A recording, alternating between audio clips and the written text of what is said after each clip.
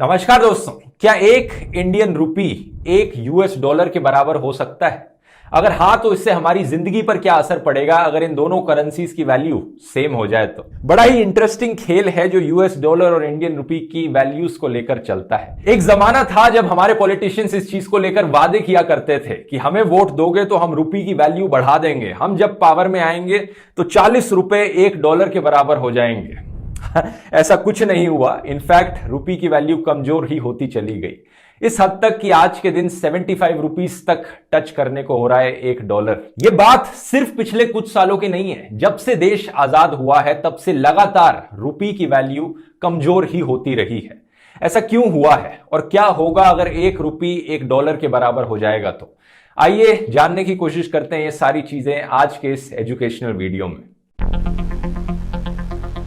बिल्कुल बेसिक से शुरुआत करते हैं। दो करेंसीज के बीच में जो कन्वर्जन रेट होता है इसे एक्सचेंज रेट कहते हैं। मेनली तीन तरह के एक्सचेंज रेट्स होते हैं: fixed exchange rates, floating exchange rates और managed exchange rates. Fix exchange rate का मतलब है कि सरकार कंट्रोल करती है कि करेंसी का एक्सचेंज रेट, कन्वर्जन रेट क्या होगा। फ्लोटिंग एक्सचेंज रेट का मतलब है कि मार्केट में जो सप्लाई और डिमांड है उसके बेसिस पर अपने आप करेंसी का एक्सचेंज रेट बदलता रहता है। एग्जैक्टली ये कैसे बदलता है एग्जाम्पल से समझाता हूं। मान लो आप और मैं दो अलग अलग आइलैंड्स पर अकेले रहते हैं। हम अपने आइलैंड्स पर अपनी अलग अलग चीजें उगाते हैं। आप अपने आइलैंड पर टमाटर उगाते हो, मैं अपने आइलैंड पर प्याज उगाता हूं। हम दोनों अपनी करेंसी क्रिएट करते हैं। आप अपनी करेंसी बनाते हो टमाटर कॉइन। आप अपने 100 कॉइन्स बनाते हो तो आपके पास 100 टमाटर कॉइन्स है। मैं अपनी करेंसी बनाता हूं जिसका नाम मैं देता हूं प्याज कॉइन। मेरे पास 100 प्याज कॉइन्स है। हम डिसाइड करते हैं कि हमारी करेंसीज के बीच में कन्वर्जन रेट, एक्सचेंज रेट 1:1 का रहेगा, तो 100 टमाटर coin should be equal to 100 प्याज कॉइन। अब कुछ महीने गुजरते हैं, आप ज्यादा मेहनत करते हो और अगले साल 100 की जगह 200 टमाटर उगा लेते हो। लेकिन मैं मेहनत नहीं करता और मैं सिर्फ 100 प्याज ही उगा पाता हूं। अब अचानक से आपकी करेंसी की वैल्यू बढ़ गई है क्योंकि आपके पास 100 टमाटर कॉइन्स ही अवेलेबल है। सिक्के तो बड़े नहीं है, तो आपके लिए एक सिक्के की वैल्यू अब 2 टमाटर की हो गई। अगर आप मुझसे एक्सचेंज करना चाहेंगे तो अब एक टमाटर कॉइन की वैल्यू 2 प्याज कॉइन के बराबर हो गई है। समझ रहे हो ना कैसे काम करता है? मान लो आपने 100 की जगह 1000 टमाटर उगाए एक साथ और आपने इनफैक्ट टमाटरों से पिज्जा बनाना भी सीख लिया। अब कोई तीसरा आदमी आता है, हम दोनों के आइलैंड्स के पास से गुजरता है और वो देखता है कि एक आइलैंड पर सिर्फ प्याज मिलते हैं और एक आइलैंड पर पूरा का पूरा पिज्जा मिल जाता है। तो वो ऑब्वियसली आपके आइलैंड पर रुकना प्रेफर करेगा और पिज्जा खाना प्रेफर करेगा। और आप उसे कहते हो अगर आपको मेरा पिज्जा खरीदना है तो ये मेरी करेंसी में ही खरीदा जा सकता है। तो वो आपके टमाटर कॉइन्स पहले खरीदेगा जिससे वो आपका पिज्जा खरीद पाए। अगर वो आपके टमाटर कॉइन खरीदेगा मेरे प्याज कॉइन्स खरीदने की जगह, तो उससे टमाटर कॉइन्स की वैल्यू और भी ज्यादा बढ़ जाएगी।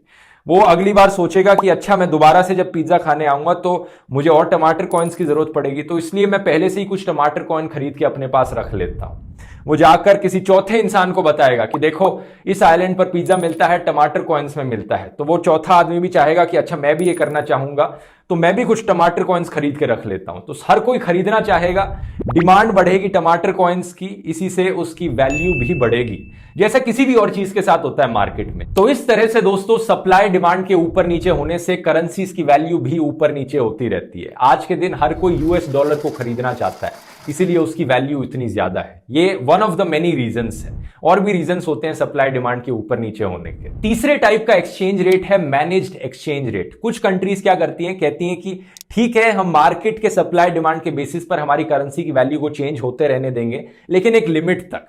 हम एक लिमिट सेट कर देंगे कि करेंसी की वैल्यू जो है वो फ्लक्चुएट नहीं कर सकती 5-10% से ज्यादा। तो इस चीज को मैनेज्ड एक्सचेंज रेट कहते हैं। रियलिटी में ढेरों रीजंस हैं कि एक करेंसी की वैल्यू क्यों ऊपर नीचे हो सकती है। अनएम्प्लॉयमेंट रेट्स, इन्फ्लेशन रेट, जो एक देश का जीडीपी है वो कितना है, मैन्युफैक्चरिंग कितनी हो रही है एक देश में, एक देश किस तरह के प्रोडक्ट्स प्रोड्यूस कर रहा है, एक देश का एक्सपोर्ट कितना अच्छा है, इंपोर्ट कैसा है, इन सारी चीजों से फर्क पड़ता है करेंसी एक्सचेंज रेट पर। इंटरेस्टिंग चीज ये जानने वाली है दोस्तों कि ज्यादातर देशों में 1970 से पहले फिक्स्ड एक्सचेंज रेट हुआ करता था। इंडिया में भी जब देश आजाद हुआ था 1947 में, तब $1 एक्चुअली में 1 रुपी के बराबर था।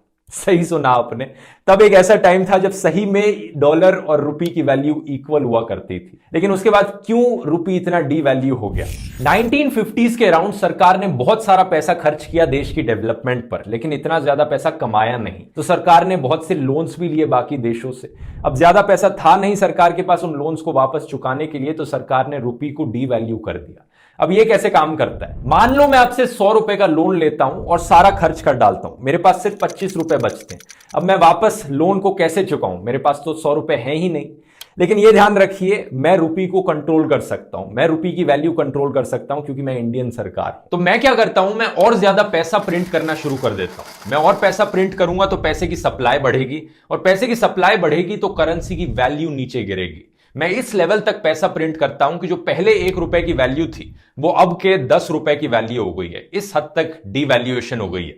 तो जो मेरे पास 25 रुपए हैं वो एक्चुअली में अचानक से 250 रुपीज बन गए। तो उन 250 रुपीज में से मैं आपको 100 रुपए लौटा देता हूं और कहता हूं ये आ गया, ये लो अपना लोन वापस। इसी तरह से काम करती है करेंसी की डीवैल्यूएशन।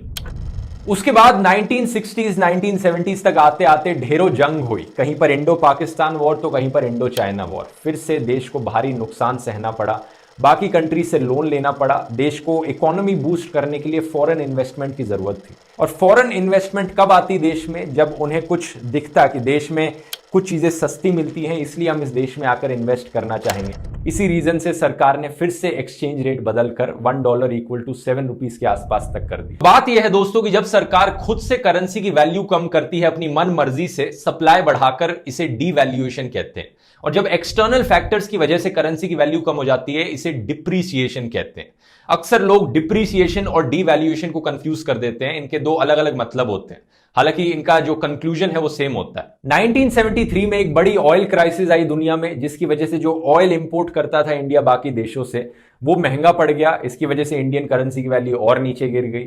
इसके बाद देश की प्रधानमंत्री इंदिरा गांधी का असैसिनेशन किया गया, जिसकी वजह से इंडियन इकोनॉमी पर जो कॉन्फिडेंस था फॉरेनर्स का वो और नीचे गिर गया। तो इसीलिए 1990 तक आते आते $1 17.5 रुपीस के बराबर हो गया था। और इसके बाद सबसे बड़ा झटका लगा इंडियन इकोनॉमी को 1991 में। बहुत भारी फिस्कल डेफिसिट देखने को मिला। देश में इकोनॉमिक लिबरलाइजेशन हुई और 1994 तक रुपी को फ्लोटिंग एक्सचेंज रेट पर रख दिया गया, जिसके बाद जो भी डिमांड और सप्लाई के चेंजेस होते थे मार्केट में, उससे रुपी की वैल्यू बदलती थी। बदलती तो क्या थी, रुपी डी वैल्यू ही होता रहा था तब से। और बहुत सारे फैक्टर्स होते हैं, मैंने बस आपको मेन रीजंस बताए हैं। इसके अलावा ये भी फैक्टर्स होते हैं कि यूएस डॉलर क्यों स्ट्रांग होता गया, बाकी करेंसीज दुनिया में कैसे बदल रही थी। ये सब रिलेटिव होता है कि एक करेंसी दूसरे के कंपैरिजन में कितनी कम हो रही है।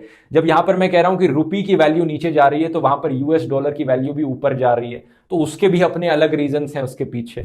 अब बात करते हैं दोस्तों कि क्या होता अगर आज के दिन भी 1 रुपी $1 के बराबर होता।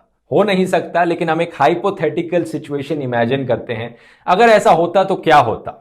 सबसे पहली चीज, आपके लिए फॉरेन में वेकेशन बनाना बड़ा आसान हो जाता। जब भी आप यूरोप या यूएसए में छुट्टी मनाने जाते तो इतने पैसे स्पेंड नहीं करने पड़ते। लाखों की जगह यहां पर हजारों में ही आपका बिल आ जाता। बड़े अच्छे से लग्जरियस वेकेशंस मना सकते आप। जो लग्जरी सामान आप बाहर से खरीदते हैं, जैसे आईफोन है, आईफोन का प्राइस सिर्फ 600 रुपए पड़ता। इतना सस्ता पड़ता आपको आईफोन खरीदना। और इंपोर्ट प्राइजेस भी बड़े सस्ते पड़ते। देश को पेट्रोल खरीदना बड़ा सस्ता पड़ता। अगर आप बाहर कहीं पढ़ने जा रहे हैं, अपने बच्चों को बाहर भेज रहे हैं फॉरेन में पढ़ाई करने के लिए, वो भी बड़ा सस्ता पड़ता। अब ये बड़ा अनफॉर्चुनेट है कि आज के दिन ऐसा नहीं है। आपको बहुत सारे पैसे खर्च करने पड़ते हैं अगर आपको इंडिया से बाहर फॉरेन यूनिवर्सिटीज में पढ़ाई करनी है। लेकिन फॉर्चुनेटली ऐसे ऑप्शंस आज के दिन जरूर एग्जिस्ट करते हैं कि आप बाहर फॉरेन यूनिवर्सिटी से पढ़ाई कर सकते हैं, इंडिया में ही घर बैठे बैठे, और पूरी की पूरी डिग्री ऑनलाइन कंप्लीट कर सकते हैं। अपग्रेड जैसे एजुकेशन प्लेटफॉर्म्स आपको ये मौका देते हैं। आज के दिन दोस्तों वैसे ही पैंडेमिक की वजह से ढेरों यूनिवर्सिटीज अपनी पढ़ाई ऑनलाइन करने लग रही हैं, तो क्यों ना आप अपनी डिग्री ऐसे प्लेटफॉर्म से जाकर कंप्लीट करो जिसकी एक्सपर्टीज ही ऑनलाइन पढ़ाई में है। ऐसा नहीं है कि अपग्रेड पर वही बोरिंग जूम के लेक्चर्स होते हैं, तो ये बड़े इंटरैक्टिव तरीके से अपने लेक्चर्स को कंप्लीट करवाते हैं और आप अपने टाइम के हिसाब से कर सकते हैं इन्हें complete. On average 2.27 lakh students CAT exam लिखते हैं हर साल, और उनमें से हर किसी को मौका नहीं मिल पाता कि वो टॉप कॉलेजेस में जाकर पढ़ाई कर सकें, क्योंकि कॉलेजेस में सीट्स लिमिटेड होती हैं। और ये एक एग्जाम और यही सीटें आपका फ्यूचर डिटरमाइन करती हैं। लेकिन थैंक्स टू अपग्रेड जैसे प्लेटफॉर्म्स आज के दिन हर एमबीए इंटेंडर को मौका मिल पाएगा कि वो क्वालिटी एजुकेशन ले पाएं, अपनी मर्जी की पढ़ाई कर पाएं अपनी मर्जी के बी स्कूल्स में। ऐसे बहुत से कई फायदे हैं और प्लेसमेंट अपॉर्चुनिटीज भी आपको अपग्रेड पर मिलती हैं। तो अगर आप इंटरेस्टेड हैं तो जरूर जाकर चेकआउट करिए, लिंक नीचे डिस्क्रिप्शन में मिल जाएगा। अब अपने टॉपिक पर वापस आते हैं। अभी तक जो भी मैंने आपको बताया उसे सुनकर आपको लग रहा होगा कि अगर ₹1 $1 के बराबर हो जाए तो वाह, मेरी जिंदगी कितनी अच्छी हो जाएगी, सब चीजें कितनी सस्ती मिलेंगी, ये तो बहुत ही अच्छी चीज है। लेकिन अब मैं आपको रियलिटी का शॉक देना चाहूंगा यहां पर। अगर एक्चुअली में ₹1 $1 के बराबर हो गया दोस्तों, तो इसका मतलब यह भी होगा कि कोई भी फॉरेन इन्वेस्टमेंट इंडिया में आएगी ही नहीं, या almost negligible amount of foreign investment India में आएगी। क्योंकि जो भी फॉरेन कंपनीज इंडिया में इन्वेस्ट करना चाहती हैं वो इसलिए इन्वेस्ट करना चाहती हैं क्योंकि उन्हें चीप लेबर मिलता है इंडिया में। इंडिया में लोगों को एम्प्लॉय करना काफी सस्ता है as compare to western countries में लोगों को एम्प्लॉय करना। लेकिन अगर वो कंपनीज देखेंगी कि हमें यहां पर अपने अमेरिकन इंसान को एम्प्लॉय करने के लिए $35,000 पर ईयर की सैलरी देनी पड़ रही है, और अगर हम इंडिया में किसी को एम्प्लॉय करना चाहते हैं तो सेम सैलरी उन्हें भी देनी पड़ेगी, तो क्या फायदा इंडिया में इन्वेस्टमेंट करने का। हम अपने देश में ही एम्प्लॉयज को रख लेते हैं या फिर किसी और ऐसे देश में जाते हैं जहां पर एक्चुअली में सस्ता हो लेबर को एम्प्लॉय करना। इंडिया में तकरीबन 60% जीडीपी का कंट्रीब्यूशन सर्विस सेक्टर से आता है और सर्विस सेक्टर 27% एम्प्लॉयमेंट प्रोवाइड करता है इंडियंस को। और सर्विस सेक्टर है क्या? मेनली आईटी सेक्टर से ही ये बनता है। जो बाहर की कंपनीज ने आकर इंडिया में ऑफिसेस खोल रखे हैं, कॉल सेंटर सेटअप कर रखे हैं और बाकी आईटी सेक्टर में लोगों को एम्प्लॉयमेंट दे रखी है। अब इन कंपनीज के लिए इन चीजों को मेंटेन करना बहुत महंगा पड़ेगा। अगर $1 ₹1 के बराबर होगा तो इंडियन लोगों की सैलरी बहुत ज्यादा हो जाएगी इनके लिए, तो ये अपने ऑफिस से शट डाउन कर देंगी और ये देश छोड़कर चली जाएंगी। जितने भी लोग ये आईटी के सेक्टर में एम्प्लॉयड हैं ये सब अचानक से अनएम्प्लॉयड बन जाएंगे। इससे एक भारी स्केल पर देश में अनएम्प्लॉयमेंट देखने को मिलेगी और देश में इकोनॉमिक क्राइसिस आ जाएगी। ऐसा ही कुछ हुआ था 2008 की दुनिया की इकोनॉमिक क्राइसिस में भी, जब ग्लोबल रिसेशन आया था। कई अमेरिकन कंपनीज डूब गई थी उस टाइम पर, तो उनके डूबने की वजह से इंडिया में जो उनके ऑफिसेस खुले थे आईटी सेक्टर्स में उन्हें भी बंद कराना पड़ा था और इंडिया में आईटी सेक्टर ने बहुत सफर किया था। इस सिचुएशन को देखकर एक बहुत ही इंपॉर्टेंट सवाल उठता है यहां पर कि क्या देश में रुपये को और स्ट्रांग बनाना देश के लिए बेनिफिशियल भी है, या फिर अगर हम रुपये को और कमजोर बनाते गए उससे ज्यादा फायदा पहुंचेगा देश के लोगों को। क्या बेनिफिशियल है देश के लिए, एक स्ट्रांग रुपये या फिर एक वीक रुपये? इसका जवाब देना इतना आसान नहीं है दोस्तों। आमतौर पे क्या होता है, जो कंट्रीज एक्सपोर्ट ओरिएंटेड होती हैं वो अपनी करेंसी को वीक रखना प्रेफर करती हैं। मतलब जो कंट्रीज बहुत ज्यादा सामान अपने देश से दूसरे देशों को भेज रही हैं, जो कंट्रीज जैसे कि चाइना हो गई, चाइना मैन्युफैक्चर बहुत करती है चीजों को, चाइना प्रेफर करेगी कि वीक करेंसी हो मेरी, क्योंकि जो बाकी कंट्रीज उसका सामान खरीद रही हैं उन्हें सस्ता पड़ता है सामान खरीदना, और अगर उन्हें सस्ता पड़ता है तो वो चाइना से ही प्रेफर करेंगी सामान खरीदना। इसलिए चाइना जैसी कंट्रीज के लिए वीक करेंसी एक अच्छी चीज है। दूसरी तरफ जो इंपोर्ट ओरिएंटेड कंट्रीज हैं वो प्रेफर करेंगी कि उनकी करेंसी स्ट्रांग हो, क्योंकि वो सामान को बाकी कंट्रीज से खरीदने लग रही है। अगर उनकी करेंसी स्ट्रांग होगी तो उन्हें खरीदना सस्ता पड़ेगा बाकी कंट्रीज से।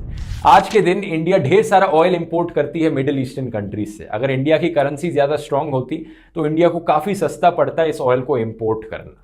अब इंडिया की क्या है सिचुएशन? इंडिया एक्सपोर्ट ओरिएंटेड है या फिर इंपोर्ट ओरिएंटेड है? एक्चुअली में देखा जाए ओवरऑल इंडिया ज्यादातर सामान को इंपोर्ट करता है बाकी देशों से एज कंपेयर टू जितना वो एक्सपोर्ट करता है।